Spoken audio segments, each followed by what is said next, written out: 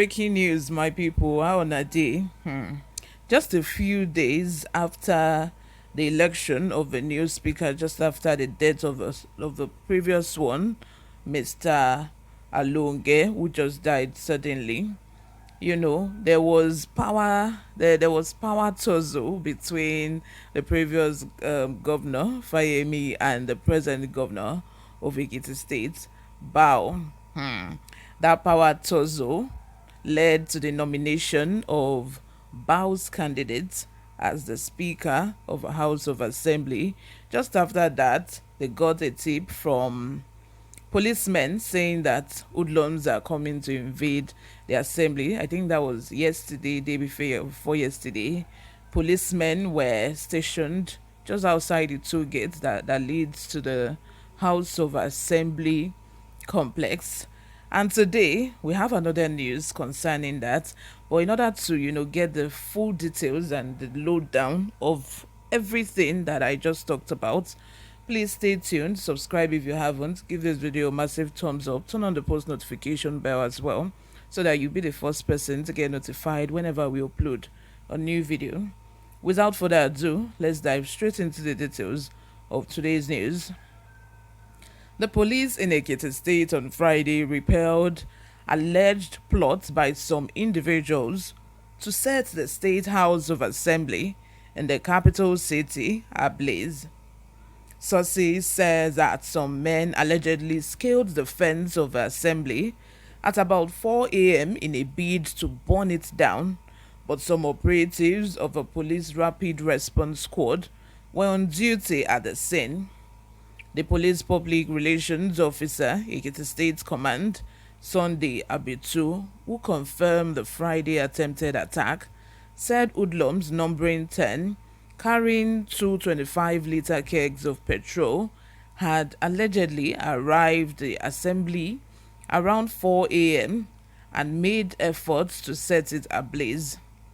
Abitu said, "I can confirm to you that the hoodlums carrying two kegs filled with petrol and also armed with cutlasses and other weapons came to burn down the assembly at the wee hours of today, that is Friday." They thought that police deployed to the assembly since Wednesday had left the place because our patrol vehicles had been withdrawn from the two gates. They thought the place was no longer under security cover. They came through a section of a complex, but they were resisted.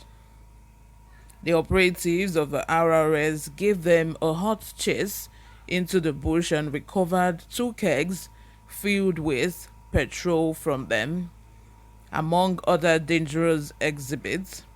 We want to warn our people not to turn the assembly into a theater of war.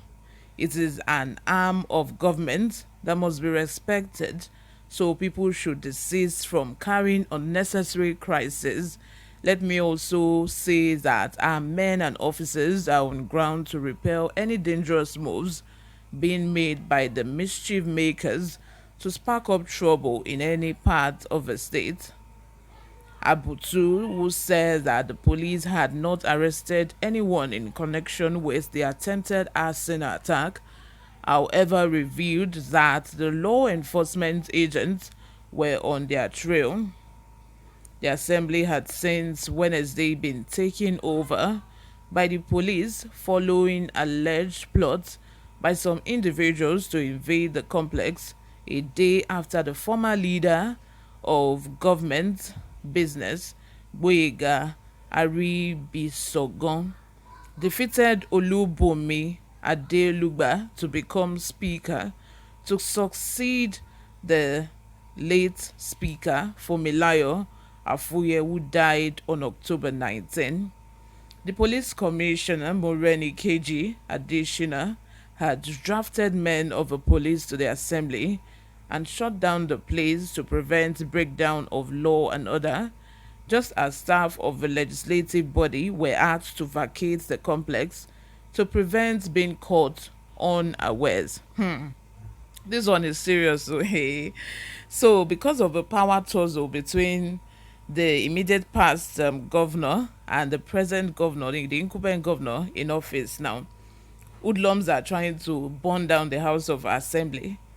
You can imagine that. Like, I don't know why whenever a government leaves office and then another government comes into power, notwithstanding the fact that they might even be from the same party sometimes, or it might be we even understand when they are from, different parties. We understand when they are not in the same party, when misunderstanding now starts, we say okay, it's because they are not from the same party.